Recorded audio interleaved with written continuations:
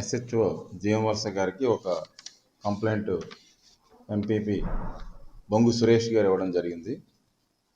మండల పరిషత్ కార్యాలయంలో ఉన్నటువంటి ఎంపీడీఓ గారు,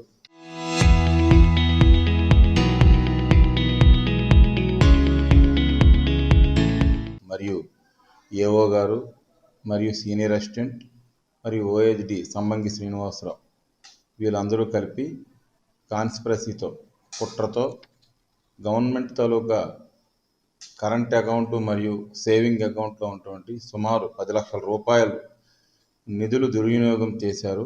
తమ స్వంతానికి వాడుకున్నారు. మా యొక్క నోట్ ఫైల్స్ కానీ ప్రాసెస్ డబ్బులు డ్రా చేసేటప్పుడు ఒక గవర్నమెంట్ సంబంధించింది ఒక ప్రాసెస్ ఉంటుంది. ఒక నోట్ ఫైల్ ఎంపీడీఓ గారు పెట్టడం, దాన్ని ఏఓ గారు అప్రూవ్ చేయడం, ఇవేవీ లేకుండా వాళ్ళ సొంతానికి వాడుకున్నారు. వారిపైన తగు క్రమశిక్షణ చర్యలు తీసుకోవాల్సిందిగా కోరుతున్నాను అని చెప్పి మాకు ఫిర్యాదు రావడం జరిగింది. ఫిర్యాదు వచ్చిన వెంటనే మేము సంబంధిత సిఇఓ విజయనగరం మేడం గారికి తెలియజేశాము.